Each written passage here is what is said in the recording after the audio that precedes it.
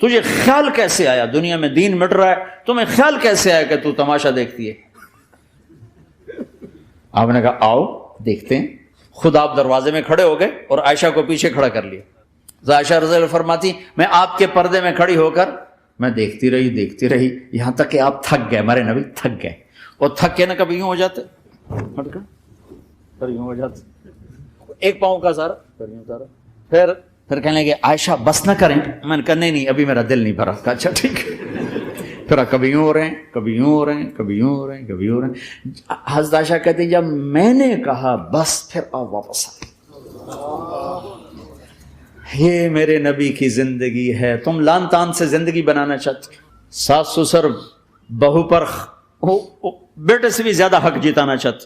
یہ عام معاشرے کی بات بتا رہا ہوں کہ بہت تباہی ہے۔ میں تو مسائل سن میں نے تو اب اس دفعہ یہ ارادہ ہے کہ اب میں فون چھوڑ دوں گا، نہیں رکھوں گا، کہ میرے اندر ہمت ہی نہیں رہی کہ میں گھروں کے مسائل، میرا کلیجہ پھٹنے کو ہو۔ ایسے ظلم ہیں، ایسے ظلم ہیں۔ ہمارا سسرالی معاشرہ بڑا ظالم ہے، بڑا ظالم۔ 99.99% ظلم ہے۔ یہاں آنے سے پہلے ایک بچی کی بات، پنڈی سے اس کا فون آیا کہ سسرال نے کہا تھا بچی ہوئی تو طلاق دے دیں گے۔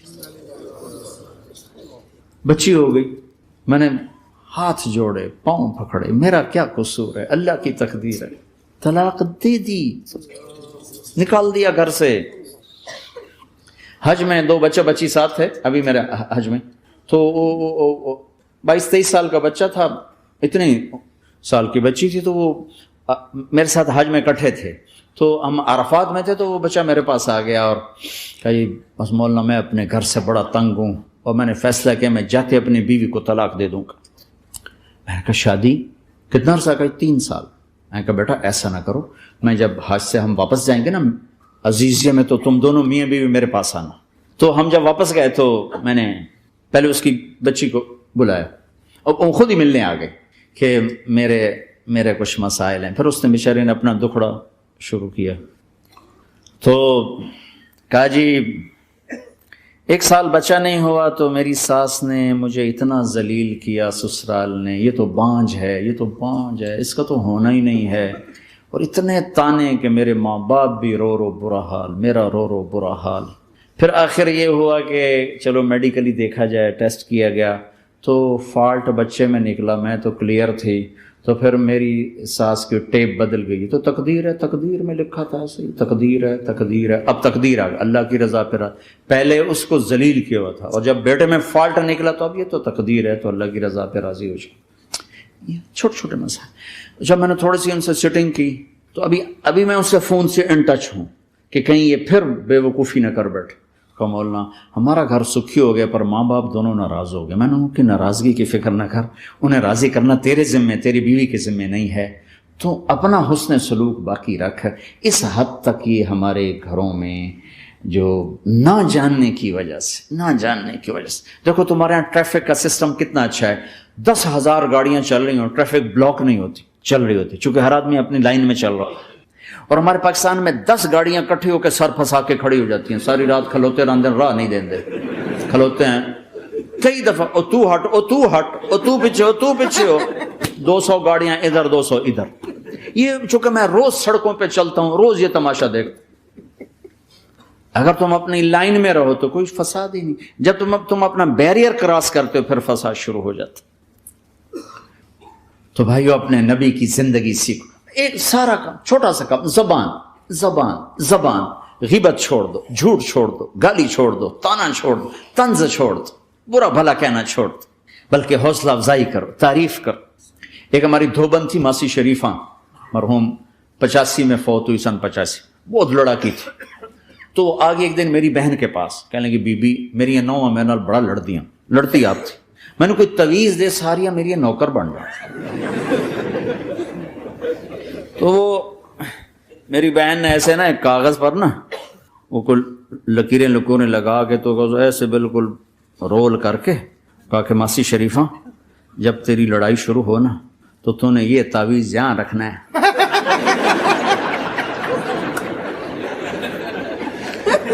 اور اس کو گرنے نہیں دینا.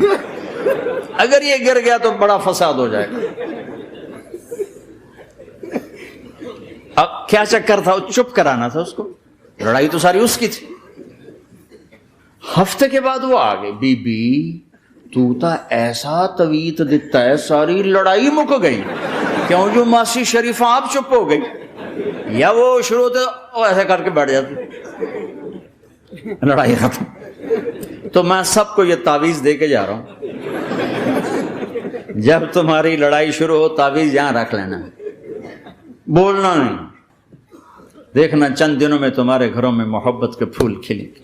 یہاں بہت زیادہ طلاق بڑھ چکی ہے, تھوڑے دنوں میں طلاق طلاق طلاق طلاق, جو ایک دوسرے کی برداشت نہیں ہے. یہ میرے نبی کی زندگی ہے, برداشت کرو برداشت کرو برداشت کرو. دوسری بات میرے نبی نے فرمایا, میرے بیٹے انس تمہیں ایک عظیم سنت بتاؤں. عظیم حدیث کا اسلوب یہ نہیں, میں اس کو زیادہ واضح کرنے کے لیے اس کا تھوڑا سا اسلوب بدلا ہے, مطلب ایک ہی ہے. میرے بیٹے انس تمہیں حدیث پڑھ سناتا ہوں. یا بنی ان استطعت ان تصبح وتمسي وليس في قلبك غش لاحد فافعل ثم قال وذلك من سنتي ومن احب سنتي فقد احبني ومن احبني كان معي في الجنه. اس کو میں یوں بیان کرتا ہوں, میرے بیٹے انس تمہیں ایک عظیم الشان سنت بتاؤں. ذالکہ کا ترجمہ, میں تمہیں ایک بہت بڑی سنت بتاؤں, بہت بڑی سنت. ہم تو ذرا ابھی نیچے نیچے چل رہے ہیں. میرے نبی نے کہا بڑی سنت بتاؤ. کہا یا رسول اللہ کیا؟ کہا صبح شام اپنے دل کو لوگوں کے بغض سے صاف کر دیا کر, صاف کر دیا کر, صاف کر دیا کر. جس گھر کو صبح شام صاف کیا جائے کتنا وہ چمکدار ہو جائے گا. جس کپڑے کو صبح شام دھویا جائے, پریس کیا جائے, کتنا چمکنے لگ جائے گا. تو دل بھی ایک گھر ہے, دل بھی ایک کپڑا ہے, اس پر داغ لگتے ہیں. جب میں کسی کے ساتھ نیگیٹو ہوتا ہوں تو اس کا اثر اس کے دل پہ جاتا ہے. تو میرے نبی نے فرمایا بیٹا چونکہ بہت زیادہ آندھی بہت زیادہ ہے تو صرف ایک دفعہ جھاڑو دینا کافی نہیں ہوگا, صبح بھی جھاڑو دینا ہے اور شام کو بھی جھاڑو دینا ہے. اور رات کو سونے سے پہلے یہ کہہ کے سویا کرو یا اللہ میں نے سب کو معاف کیا. کوئی معافی مانگنے آ جائے تو دیر نہ کرنا, فوراً معاف کرنا. اور تم سے خطا ہو جائے تو معافی مانگنے میں دیر نہ کرنا. کوئی تم سے زیادتی ہو جائے تو معافی مانگنے میں دیر نہ کرنا. اور تم پر زیادتی کر کے کوئی معافی مانگنے آ جائے تو معاف کرنے میں دیر نہ کرنا. اللہ کی رحمت تم ایسے چھاؤں میں لے لے گی. دل کو صاف رکھو, بے حساب جنت میں جاؤ گے, بغیر حساب جنت میں جاؤ گے. دلوں کو صاف کرنا سیکھ. اپنے دل کو جھاڑو سے دیکھو نا, اگر ہم اپنے گھر کو صاف نہیں کریں گے تو کتنا گندا ہو جائے گا, اور صاف کریں گے تو چمکدار ہو جائے گا. دل تمہارا گھر ہے, اس کو اللہ نے اپنے لیے پسند کیا ہے, اس کو صاف کرو صبح بھی شام بھی. یا اللہ میں کسی سے ناراض نہیں. اگر تم اس مجمع میں ایسے لوگ بیٹھے ہو جو کسی سے تم بولتے نہیں ہو, بھائی بھائی ہے, دوست ہے, میاں ہے, بیوی ہے, چاچا ہے, بھتیج, آپس میں اگر تم کٹے ہوئے ہو, ہاتھ جوڑتا ہوں اٹھتے ہی صلح کر لو. چونکہ میرے نبی کا فرمان ہے جب دو مسلمان آپس میں لڑ پڑیں اور بات نہ کریں تو اللہ ان کے سارے عمل مردود کر دے. تو کہتا جب تک یہ صلح نہیں کریں گے ان کا کوئی عمل قبول نہیں. تو اپنے دل پہ پتھر رکھو, معاف کرو, خود جا کے معافی مانگو, چاہے جتنا اس میں تمہیں زور لگانا پڑے مانگو. اللہ کی قسم میرے نبی کا فرمان ہے معاف کرنے سے عزت گھٹے تو مجھ سے لے لو. معاف کرنے سے عزت نہیں گھٹتی.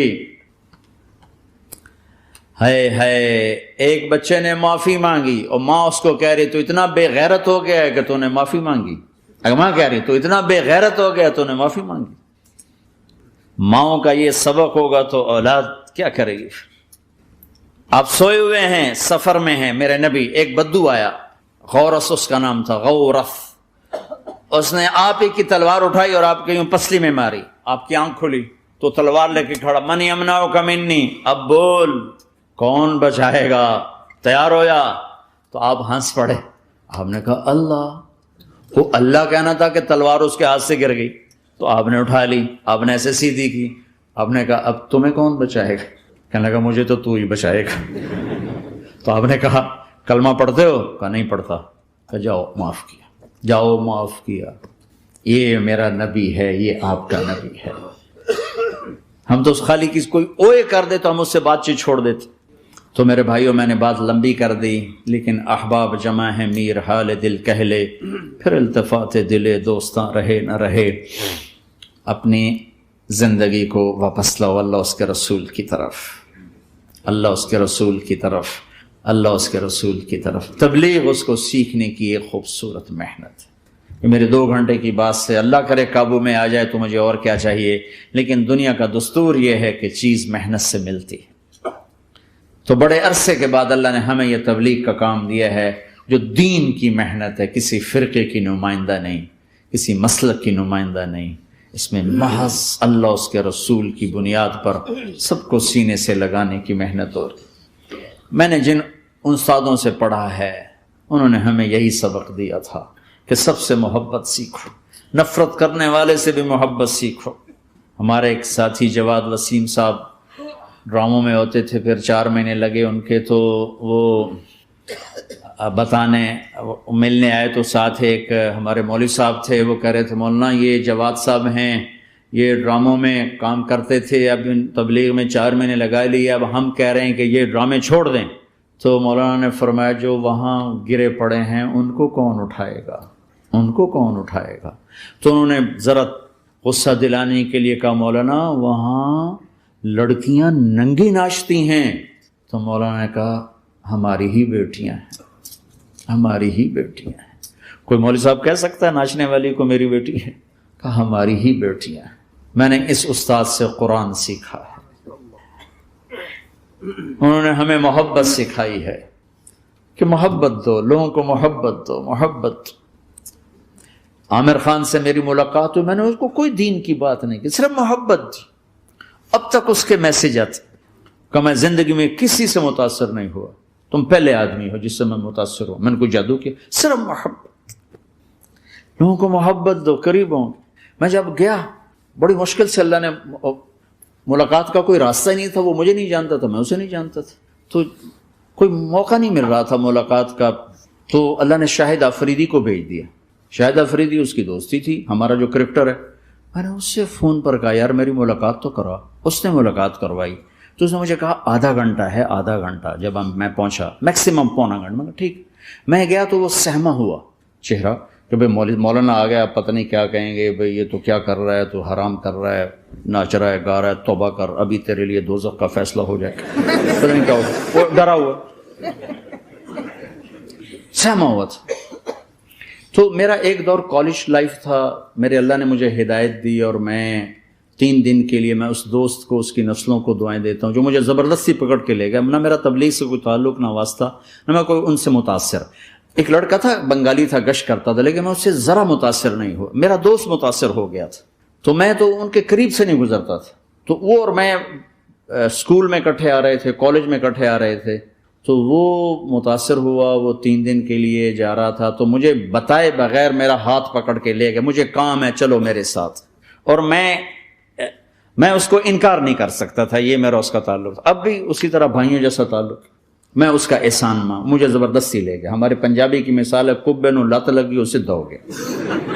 وہ جو ہوتا ہے ہنچ بیک ہوتا ہے نا، اس کو کسی نے لات ماری تو وہ سیدھا ہو گیا۔ مہربانی بھائی تیری لات سے میں سیدھا ہو گیا، تو مجھے تو وہ کبے والی لت پہ گئی۔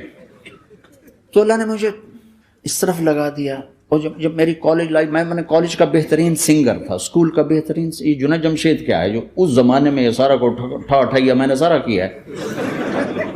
تو اب وہ بیچارہ ایسے بیٹھا ہوا، تو میں نے اس سے بیٹھتے فلموں کی باتیں شروع کر دی۔ اور تھوڑی دیر بعد میں نے محسوس کیا کہ فرام 60 to 72 جو فلم انڈسٹری کو جتنا میں جانتا تھا اتنا وہ نہیں جانتا تھا۔ تو اس کے اوپر میرے علم کا روپ پڑ گیا، اس کی لائن کا علم تھا نا۔ تو حیران پریشان، یہ واز تو ہو رہے، تو کبھی دلیپ کمار کی باتیں شروع ہو گئیں، کبھی راج کپور کی شروع ہو گئی، اور کبھی محبوب صاحب شروع ہو گئے، کبھی مدن موہن شروع ہو گئے۔ وہ آدھا گھنٹہ تو یوں ہی گزر گئے۔ تو آدھے گھنٹے کے بعد میں نے کہا جی ہمارا تو ٹائم اوور کا نہیں، اٹھیں چلے ادھر چل کے بیٹھتے ہیں۔ وہ کھانے کی ٹیبل پر تھے تو وہاں جا کے بیٹھ گئے، پھر وہیں باتیں شروع ہو گئی۔ جب اس کا سارا خوف دور ہو گیا اور ریلیکس ہو گیا، اس میں پونے گھنٹے سے 50 منٹ گزر گئے تھے. تو پھر میں نے کہا عامر بھائی آپ حج پہ آئے ہیں, اگر آپ اجازت دیں تو آپ کو اپنے نبی کا حج سناؤں. کہنے لگے ہاں جی ضرور سنائی. پھر میں 1.25 گھنٹہ بولتا رہا اور وہ ایسے کر کے یہاں سے وہ یوں نہیں ہوا, 1.25 گھنٹہ ایسے بیٹھ کے یوں سنتا, ہلا نہیں اپنی جگہ سے. لوگ محبت کے بھوکے ہیں, تم فتوے دینا شروع کر دیتے. جنید جمشید کے بارے میں مجھے پتا چلا کہ ساتھی اس کے گھر کھانا نہیں کھاتے کہ حرام کمائی. وہ بہت ڈس ہارٹڈ ہے, نیا نیا تبلیغ میں آ رہا تھا. میرا آگے کہیں سفر تھا, جماعت میں جا رہے تھے, کراچی سے آگے جانا تھا. تو میں نے اسے فون کیا کہ میں آ رہا ہوں, میں کھانا تیرے گھر کھاؤں گا. تو وہ کہنے لگا میرے گھر؟ میں نے کہا ہاں تمہارے گھر. پھر کہنے لگا میرے گھر؟ میں نے کہا ہاں تمہارے گھر. کہا واقعی میرے گھر؟ میں نے کہا ہاں واقعی تمہارے گھر. کہا یہ تو میرا تو گھر تھا, کوئی نہیں کھانا کھاتا, کہتے حرام ہے. میں نے کہا میں اتنا بڑا مولوی نہیں ہوں, میرا گزارا ہو جائے گا.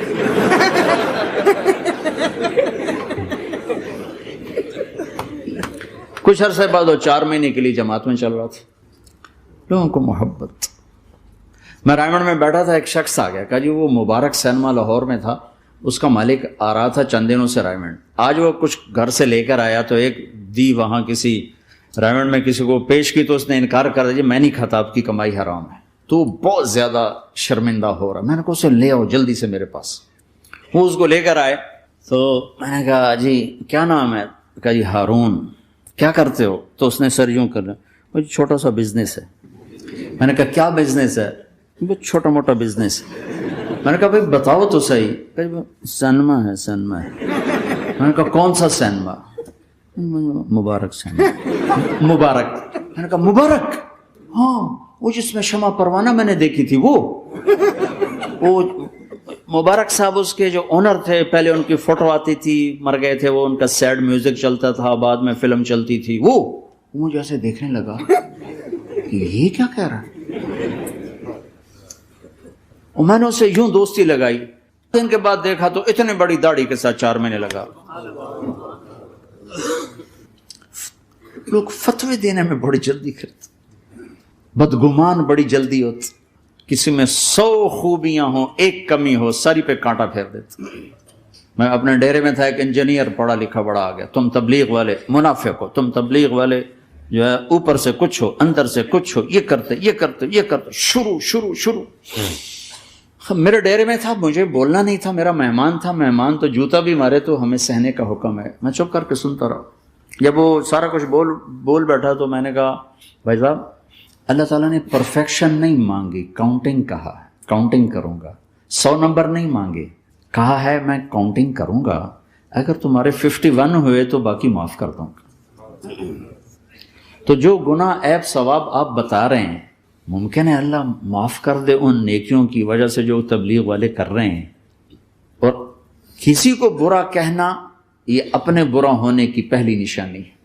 میرے نبی نے فرمایا کسی کے برا ہونے کے لیے یہی کافی ہے کہ دوسرے کو برا کہے. یہ میں اسے نہیں کہا, یہ ویسے آپ کو بتا رہا ہوں, اس کو یہ میں نے نہیں کہا, آپ سے عرض کر رہا ہوں کہ میرے نبی نے فرمایا کہ کسی کے برا ہونے کے لیے اتنا ہی کافی ہے کہ دوسروں کو برا سمجھو. میں نے کہا اللہ نے کاؤنٹنگ رکھی ہے, کاؤنٹنگ. اور میں نے کہا یہ جو حکومت پاکستان ہے یہ کوئی اتنی اچھی حکومت نہیں ہے, لیکن یہ بھی اپنے رعایا کے لیے اتنی رحم دل ہے کہ جو لڑکا 33 نمبر لے اس کو پاس کر دیتے ہیں.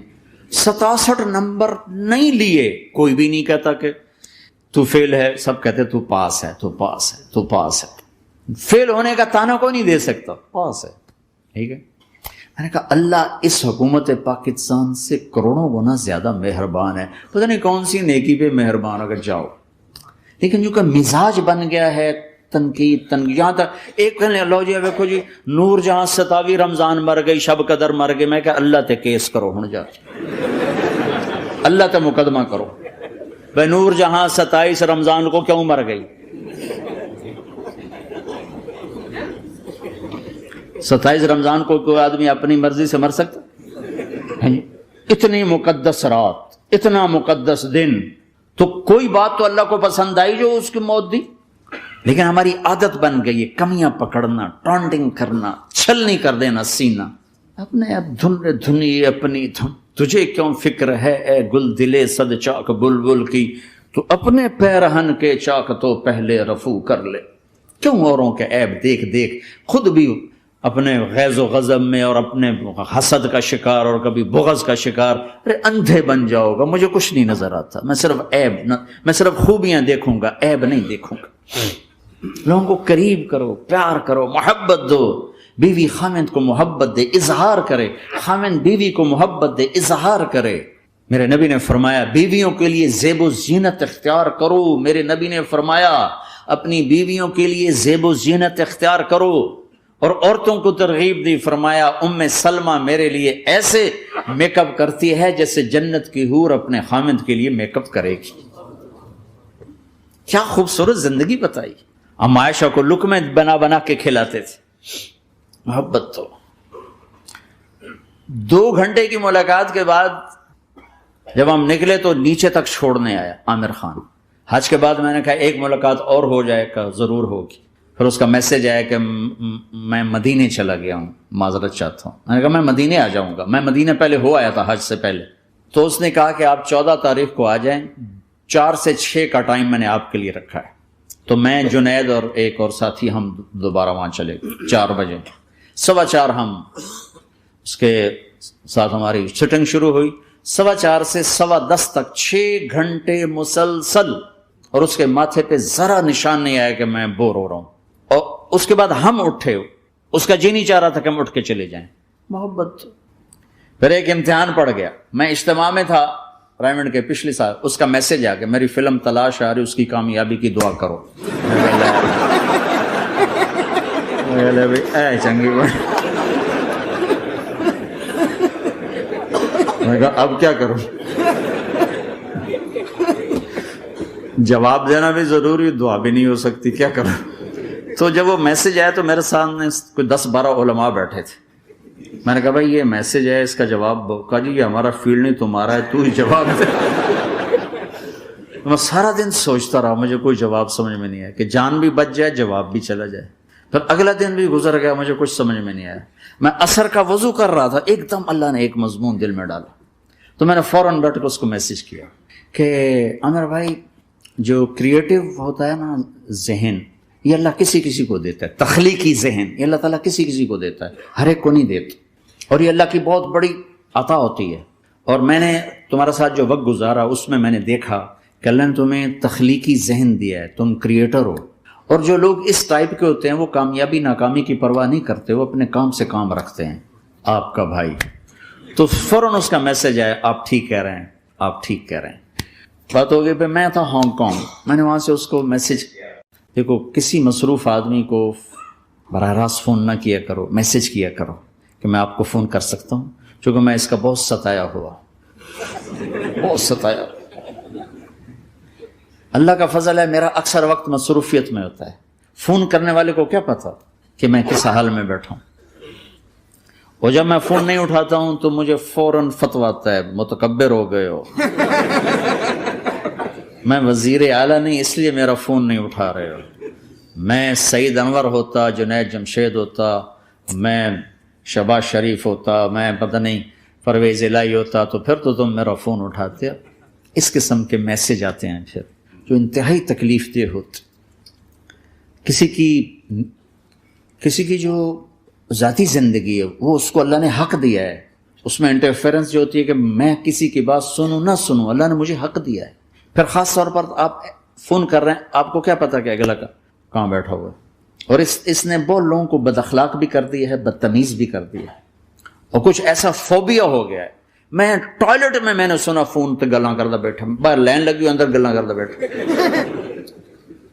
اور یہ ہمارے جو سوداگر ہیں تاجر پاکستانی، یہ ٹوائلٹ میں بیٹھ کے سودے کر رہے، چک لو بیچ لو کر لو، اور بے وقوفو پیشاب تو ٹھیک کر لو۔ ایک ہاتھ میں فون کان کو لگا تو دوسرے ہاتھ سے کھانا کھا رہے ہوتے۔ ارے اپنی جان کے دشمن نہ بنو کہ کھانا کھاتے ہو صرف کھانا کھاؤ، فون آف کر دو۔ بیوی کے پاس بیٹھے ہیں، خوش گپیاں ہو رہے ہیں، ٹرن بیوی تو پورا ہو گیا۔ آپ ان سے سبق سیکھو جو ہفتہ اتوار چھٹی کرتے ہیں، واقعی چھٹی کرتے ہیں، فون بھی ان کا آف ہوتا۔ تمہیں کون سا ہابڑا پڑ گیا ہے کہ सोते हुए भी फोन, बीवी के पास बैठे हुए फोन, किसी की निजी जिंदगी में, प्राइवेट जिंदगी में इस कदर दखल अंदाजी, ये बदतमीजी की इंतहा है। क्योंकि मैं इसका दुखी हूं, इसलिए मुझे नहीं पता यहां तुम्हारे यहाँ क्या दस्तूर है, लेकिन मेरे साथ यही होता है कि एक एक नंबर से 30-30 कॉलें आ रही होती। एक दफा मैं भूल गया, फोन बंद था, मैं रात को नफलों में था, जब सलाम फेर के बिस्तर पाया तो देखा 80 कॉल एक नंबर से आई थी, एक नंबर से 80। किसी को भी फोन करना हो, अगर तुम्हारी शनासाई है ठीक है, जब मर्जी करो, लेकिन उसका भी टाइम देखो। वो तुम किसी, तुम्हारी शनासाई नहीं, आदमी मसरूफ है, उससे इजाजत तो ले लो, मैं आपको फोन कर सकता। मिलाते जा रहे हैं, मिलाते जा रहे हैं, मिलाते जा रहे हैं, मिलाते जा रहे हैं, रात 12 फोन खुला रहेगा। इंसान है, कोई 1:30 बजे के करीब टन मेरी आंख खुल गई। मैंने कहा कोई मुसीबत में होगा जो आप फोन कर रहा है? कहा जी मौलाना साहब मसला पूछना था कि टॉयलेट में दुआ पढ़ सकते हैं कि नहीं पढ़ सकते। मैं कहा फिर मुंह तेरे मसला, और तुझे 1:30 बजे ये याद आ रहा है।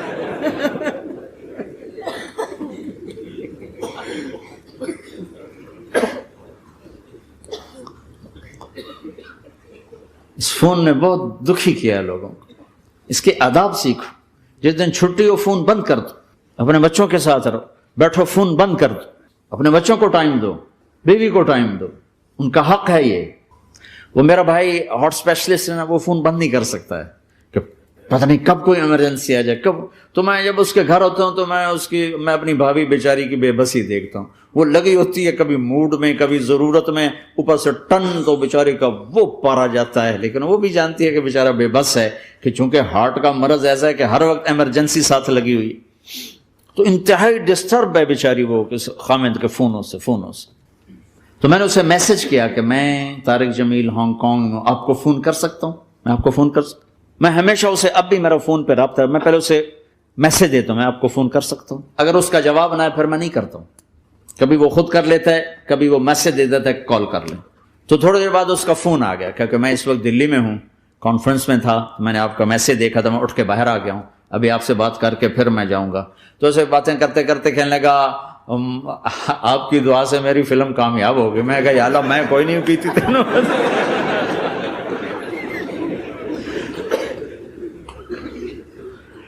भाइयों मोहब्बतें बांटो, नफरतें तो पहले ही बहुत फैल चुकी।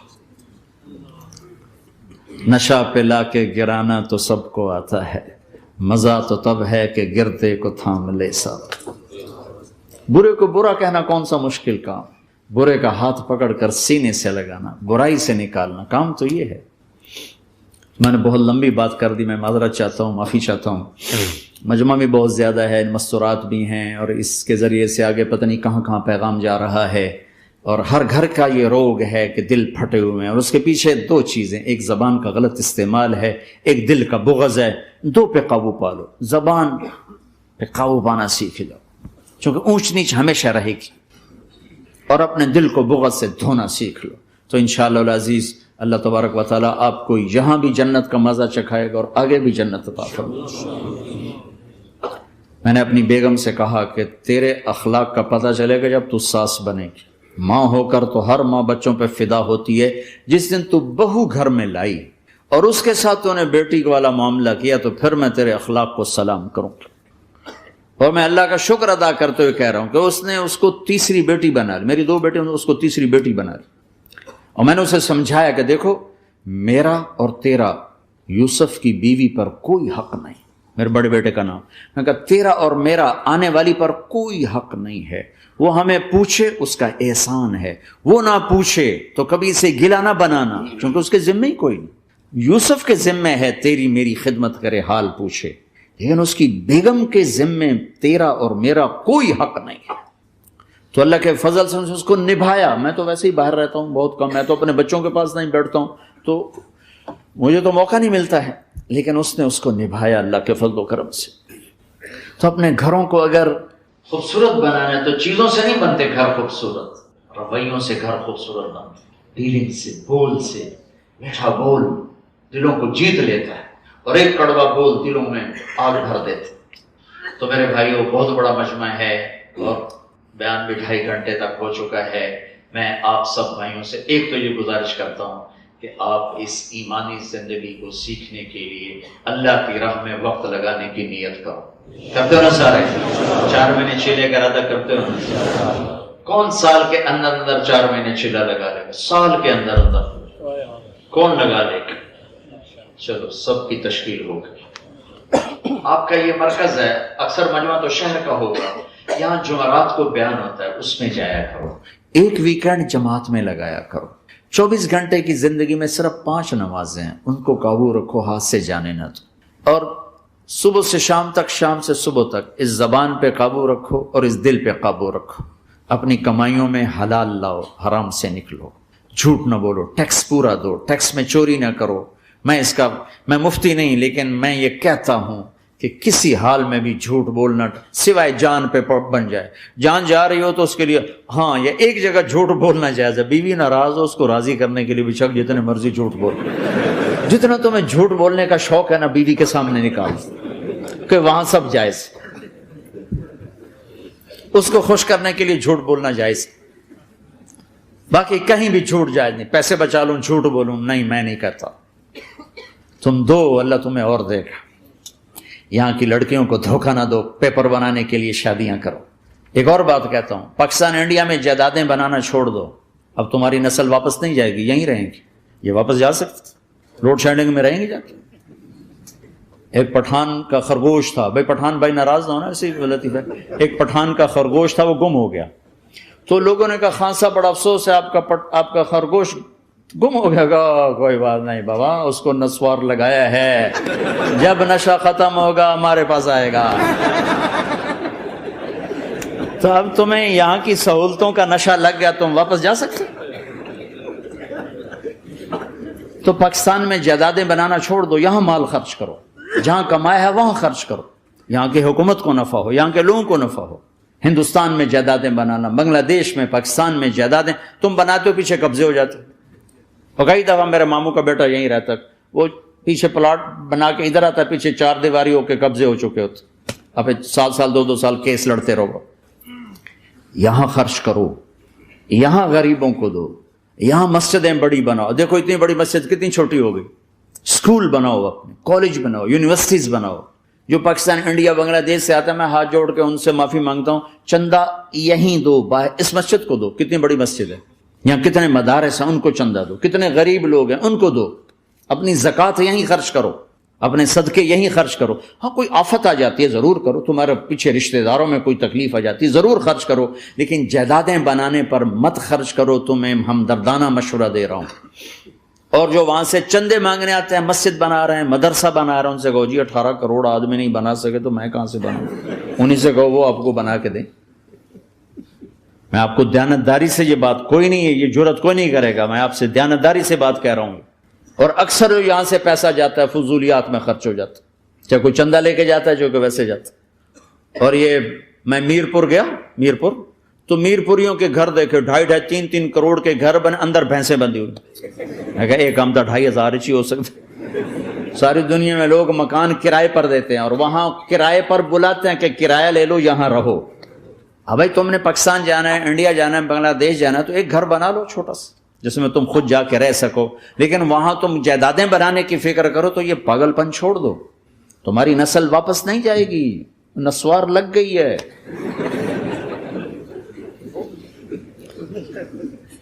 یہاں بجلی جاتی نہیں، وہاں بجلی آتی نہیں، پھر کیا کرو گے؟ تو اپنی دنیا کے بھی سمجھدار بنو.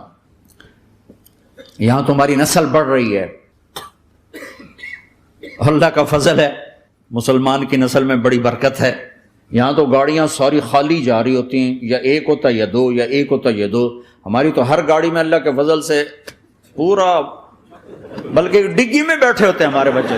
کئی دفعہ یقین مانو، اور پی سی بھور بن، کتنی وہ بڑی جگہ اور کتنے وہ یعنی بڑے وہاں مہذب لوگ جاتے ہیں. ایک دفعہ وہاں کوئی میرا بیان تھا، میں گیا تو ایک گاڑی اندر داخل ہوئی، اندر بھی بچے بھرے ہوئے، ڈگی میں بھی بچے بھرے ہوئے.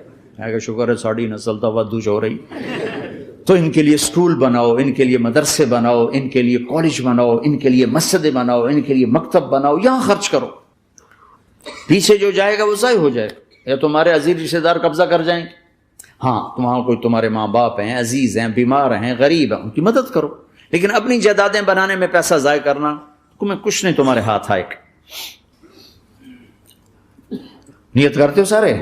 اب ایک آخری بات کہہ کے دعا کرتا ہوں کہ دیکھو بھائی بہت بڑا مجمع ہے اور ماشاءاللہ 95% مجھے نوجوان نظر آ رہے ہیں۔ یہاں سے آج صلح کر کے اٹھو اور توبہ کر کے اٹھو، اللہ سے مانگو کہ آج ہم توبہ کر کے اٹھیں، کہ توبہ ایک ایسا عمل ہے جو پچھلے سارے گناہ دھو دیتا ہے، سارے دھونے دھو دیتا ہے، سارے گناہ معاف کر دیتا ہے۔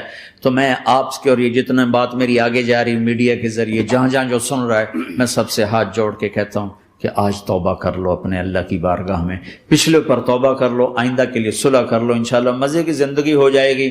میں اللہ پہ قربان جاؤں، صدقے جاؤں کہ اس نے بھی توبہ کا دروازہ ایسا کھلا رکھا ہے، نہ کوئی عدد کی قید ہے، نہ کوئی عمر کی قید ہے، نہ یہ کہتا ہے 1000 دفعہ توڑ دی تو پھر قبول نہ ہوگی، نہ یہ کہتا ہے 60 سال عمر گزر گئی تو پھر توبہ قبول نہ ہوگی، بلکہ کہتا ہے ما لم یغرغر، جب تک تیرے گلے کا سانس باقی ہے تیری توبہ کا انتظار رہے گا۔ اور پھر ساتھ یہ کہتا ہے کہ تو اتنے گناہ کر کے زمین سے اٹھا کر آسمان کی چھت کو لگا دے، پھر ایک دفعہ کہہ دے یا اللہ معاف کر تو میں سارے ہی معاف کر دوں گا، ولا ابالغ، مجھے پرواہ بھی نہیں ہوگی، پرواہ بھی نہیں ہوگی۔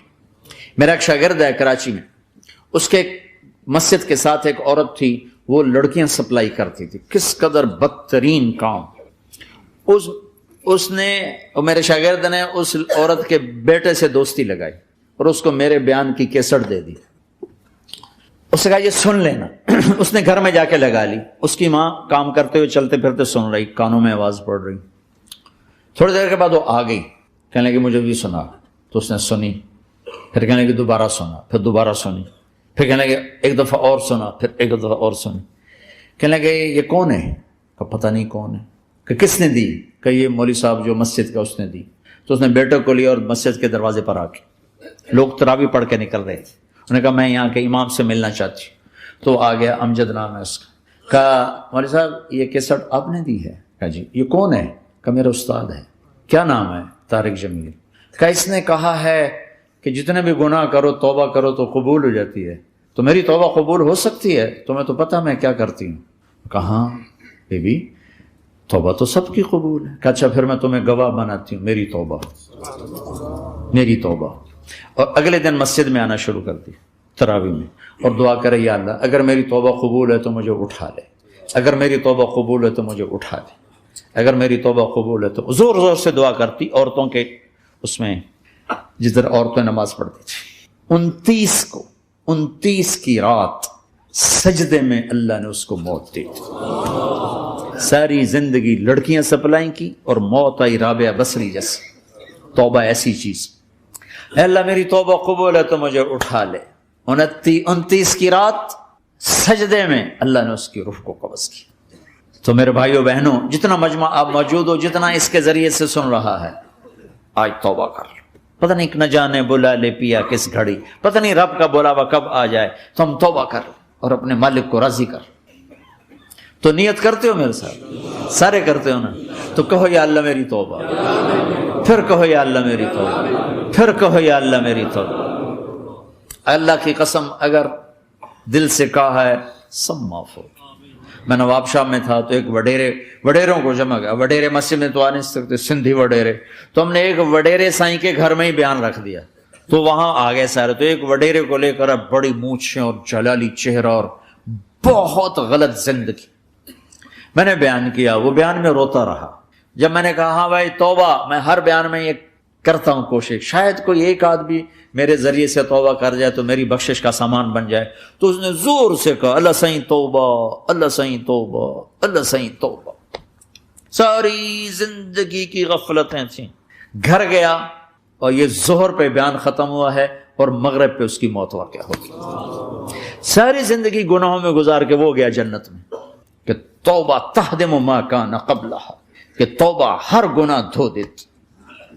شیطان ایک راستے سے آتا ہے، کیا فائدہ توبہ کا، ادھر کرتا ہوں ادھر ٹوٹ جاتی، کیا ارے فائدہ دیکھو، یہ فائدہ نظر آئے کہ نہیں؟ 2 فائدے دکھائیں، ایک سجدے میں مری ہے اور ایک ساری زندگی گناہ کر کے ظہر سے مغرب تک کا حصہ اس نے توبہ کا گزارا ہے اور گیا جنت میں۔ کبھی مایوس نہ ہونا اللہ سے کہ میں اتنے گناہ کرتا ہوں، اللہ کیسے معاف کرے گا؟ اللہ بڑا کرے، اللہ تھانے دار نہیں ہے، مہربان ہے، دوست ہے، ہمارا دوست ہے.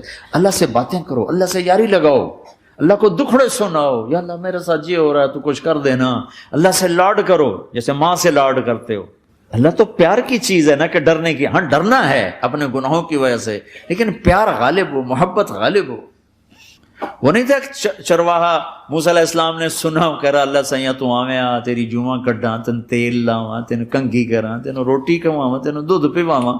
یہ اللہ سے باتیں کر رہا. تو موسیٰ علیہ السلام نے اس کو بدبخت یہ کیا کہہ رہا ہے, کہہ رہا ہے یا اللہ تو میرے پاس آ, میں تمہیں تیل لگاؤں, تیری جوئیں نکالوں, تیری کنگھی کروں, تجھے بکری کا دودھ پلاؤں. تو وہ تو بیچارہ ڈر کے رونے بیٹھ گیا. جب موسیٰ علیہ السلام طور پر آئے تو موسیٰ علیہ السلام سے اللہ نے کہا موسیٰ تو نے تو میرا یار ہی مجھ سے دور کر دی, مجھے تو اس کی باتیں بڑی اچھی لگتی تھی, تو نہیں یہ کیا, جا اس کو خوش کر کے جیسے ناراض کر کے آیا. چلو اس روایت میں تو کوئی اونچ نیچ ہو سکتی ہے, کچی پکی بات ہو سکتی ہے, لیکن میرے نبی کی صحیح حدیث بتا رہا ہوں. میرے نبی مسجد میں صحابہ ہنس رہے تھے تو آپ نے فرمایا جو میں جانتا ہوں تم جانو تو تمہارا ہنسنا بند ہو جائے, رونا زیادہ ہو جائے. تو سب صحابہ نے زاروں قطار رونا شروع کر دیا. آپ یہ کہہ کر واپس مڑے, دروازے تک نہیں پہنچے تھے کہ جبریل آ گیا کہ میرے محبوب تو نے میرے بندوں کو اتنا زیادہ ڈرا دیا مجھ سے, جا واپس جا, جیسے رولایا ہے ایسے ہی ہنسا کے آ. اللہ پاک تو ہمارے مالک خالق, ہمارے مہربان ہیں. اللہ کو نہیں سنائیں گے تو کس کو سنائیں گے؟ تو جب کبھی توبہ ٹوٹ جائے اللہ کے واسطے مایوس نہ ہونا, پھر کر لینا, پھر کر لینا, پھر کر لینا. پتہ نہیں کون سی توبہ پکی ہو جائے, پتہ نہیں کون سی توبہ پکی ہو جائے. تو نیت کرتے ہو سارے بھائی؟ اب بہت بڑا مجمع آئے ہو, چھوٹا سا 2 چھوٹے سے تبلیغ کے کام. ایک جمعرات کو مرکز میں جاؤ, ایک 3 دن ہر مہینے لگاؤ, ہر مہینے کسی بھی جماعت کے ساتھ چلے جاؤ تو انشاءاللہ آپ کو فائدہ ہوگا. جس جماعت میں 3 دن میں لگے اور میں نے کہا میں 4 مہینے لگاؤں گا, 4 مہینے اللہ نے تقدیر لکھی تھی, تو میں آگے چلا گیا رائمنڈ سے مل گئی جماعت, سارے ان پڑھ, سارے بڑی میری عمر 18 سال اور سب 40 سال سے اوپر, 60 70 اور سب ان پڑھ, اور سب ڈیرہ اسماعیل خان کے دیہاتی, اور اتنے غصے والے کہ جماعت میں روز لڑائی ہوتی تھی. ایک آدمی چائے نہیں پیا کرتا تھا تو وہ روزانہ کہتا چائے کیوں بنائی ہے میری, چوانی واپس کرو, 4 آنے میرے واپس کرو. تو 4 آنے روزانہ واپس لیتا تھا, باقاعدہ 4 آنے اس کو روزانہ واپس کیے جاتے تھے کہ میں چائے نہیں پیمڑی, میری چوانی واپس کرو. اور جماعتوں میں جھگڑا ہوتا ہے کہ تم نے کھانا اچھا نہیں بنایا. اس جماعت میں جھگڑا ہوتا تھا کہ کھانا اچھا کیوں بنایا, اس پہ لڑتے تھے کہ خرچہ زیادہ ہو رہا ہے. اور خرچہ کتنا ہوا تھا, 1 مہینے کا سفر, جانا آنا, بس کا جانا بس کا آنا. اور اس زمانے میں کوئی کھانا کھلانے والے ہیں, سب خود پکایا. 2-4 جگہ کہیں ضیافت ہوئی, 27 روپے ٹوٹل خرچ ہوا تھا. کہ زیادہ خرچہ ہے, روز لڑائی, روز لڑائی. ایک اس میں رانگڑ تھا, اس کو اذان کا بڑا شوق تھا, وہ جاتے اذان دینی شروع کر دی. او بھائی اللہ کے واسطے بھائی تو مسجد کے معاملے میں دخل نہ دے, کیوں نہ دوں, گردن لمبی ہوگی, مؤذن کی گردن لمبی ہوگی, میں تو دوں گا.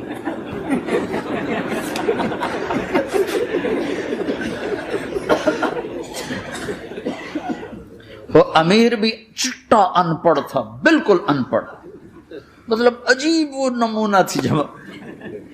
یعنی اس میں ہر ایسا ایلیمنٹ موجود تھا کہ میں بستر اٹھا کے بھاگ جاؤں, لیکن مجھے اسی سے فائدہ ہو کہ تبلیغ معلوماتی محنت نہیں ہے, تبلیغ صفات کو سیکھنے کی محنت. علم کو سیکھنے کے لیے مدرسے ہیں, علماء ہیں, تبلیغ تو صفات کو سیکھنے کی محنت, ایمان کیسنا بنا. میں جب واپس آیا تو میں بیٹھا تھا مسجد میں, تو ایک شخص نے پوچھا آپ کہاں گئے تھے, کتنا سفر تھا. میں نے بتایا. کہنے کہ آپ نے کیا سیکھا؟ انہوں نے مجھ سے کہا آپ نے کیا سیکھا؟ میں نے کہا میں نے اپنی مرضی کے خلاف کرنا سیکھا. کہا ماشاء اللہ ماشاء اللہ, آپ نے بہت سیکھا, بہت سیکھا. وہ ساری زندگی اس سے پہلے اپنی مرضی پہ گزری, اپنی چاہتیں, اللہ نے ماں باپ سے دیا ہوا بہت کچھ, لیکن جو میری بنیاد بنی وہ سفر تھا جس میں روز لڑائی ہوتی تھی. تو کسی بھی جماعت میں چلے جاؤ, ویکنڈ چلے جاؤ, یہ نہ دیکھو کون ہے کون, چلے جاؤ. اس جانے میں اللہ کی ہدایت کا نظام چھپا ہوا ہے. اور تم میں کوئی دو ایسے نہ ہو جو لڑے ہوئے ہیں، اٹھتے ہی صلح کرنا۔ میاں بیوی میں کھٹ پٹ ہے، اٹھتے ہی صلح کرنا۔ بہن بھائی لڑے ہوئے ہو، ماں باپ سے لڑے ہوئے ہو، اٹھتے ہی صلح کرنا۔ جو صلح کرنے میں پہل کرے گا اللہ کا محبوب بن جائے گا۔ شیطان پرانا کھلاڑی ہے نا، کوئی اور ہے بھی تجربہ کار، گول بھی بڑے ٹھگا ٹھگ کرتا ہے، نہیں؟ وہ روزانہ اپنی میٹنگ بلاتا ہے، میٹنگ، ہاں بھائی کیا کیا؟ تو کہتے ہیں جی زنا کرایا، تو ایسے بیٹھا رہتا ہے یوں سر جھکا کر، چوری کرائی، نماز نہیں پڑھنے دی، جوا کھلایا، یوں کرتا تھا۔ ایک لنگڑا بھیڑتو شیطان پیچھے سے کہتا ہے جی میاں بیوی کو لڑایا، او شاباش، کام تو تو کر کے آیا ہے، میاں بیوی کو لڑایا، کہتا آجا آگے آجا آگے آجا آگے آجا، اس کو بلا کر گلے لگاتا ہے، پھر یہاں اپنے پاس بٹھاتا ہے۔ وہ بدبختو، یہ ہے اصل کام۔ شرابی کی شراب اس کی ذات تک، میاں بیوی کی لڑائی، نسلیں برباد، خاندان برباد، اولاد برباد۔ تو آپس کا معاشرہ بناؤ، اسلامی معاشرہ بناؤ، محبت والا، درگزر والا، ایک دوسرے کی تعریف کرو، ایک دوسرے کو گفٹ دو، ہدیہ دو۔ میرے نبی نے فرمایا جب کوئی سفر سے واپس آئے تو بیوی کے لیے ضرور تحفہ لے کر آئے، اور کچھ نہ ملے تو کوئی پتھر ہی لے کر آ جائے، مرن واسطے نہیں، گفٹ واسطے۔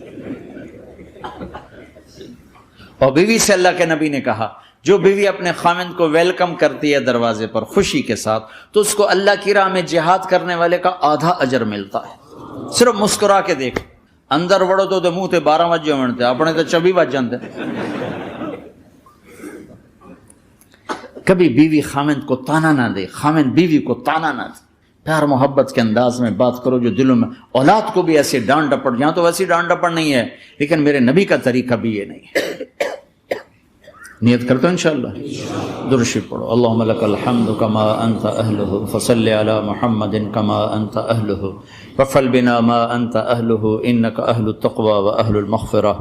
اے میرے مولا، تیرے ماننے والے بندے بندیوں کا جمع غفیر ہے، بہت بڑا مجمع ہے، میرے اللہ اس غفلت کی جگہ میں یا اللہ یہ تیرے نام لینے والے جمع ہوئے ہیں، تو بھی نظر کرم فرما، نظر کرم فرما، نظر کرم فرما، محبت کی نکاح دے، محبت کی نکاح دے، محبت کا معاملہ فرما۔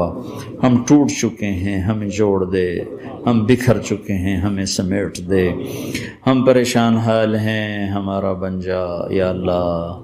دنیا کے بھی ستائے ہوئے ہیں، شیطان کے بھی ستائے ہوئے ہیں، اور میرے مولا ایمان بھی کمزور ہے، جان بھی کمزور ہے یا اللہ۔ جیسے کمزور بچے پہ ماں باپ کی محبت زیادہ ہوتی ہے، ہم تیرے کمزور بندے ہیں، ہم پہ اپنی محبت کو زیادہ فرما، اپنی الفت کو زیادہ فرما، اپنے تعلق کو زیادہ فرما۔ یہ مجمع پتہ نہیں کہاں کہاں سے تیری محبت میں آیا ہے، مستورات بھی، مرد بھی، 3 گھنٹے بیٹھے بیٹھے یا اللہ تیری محبت میں بیٹھے ہیں، نہ کوئی پیچھے سیاست کی غرض ہے، نہ کوئی کسی مال کی غرض ہے، نہ کوئی آہ واہ کی غرض ہے، سب تیری محبت میں آئے۔ اے میرے مولا تو ہم سب کے دلوں کو اپنی محبت کے لیے قبول فرما لے، قبول فرما لے یا اللہ۔ تجھ سے دور ہو کر بہت دکھ دیکھے ہیں، تیری نافرمانیاں کر کے بہت دکھ دیکھے ہیں، اے میرے آقا، اے میرے مالک، اے میرے مالک، پتہ نہیں کب تیرا بلاوا آ جائے، تیری عزت کی قسم ہم یہ غفلت کی موت نہیں مرنا چاہتے، ہم یہ غفلت کی موت نہیں مرنا چاہتے، لیکن میرے مولا نفس ہمارے اوپر غالب ہے، ہم سے طاقتور ہے۔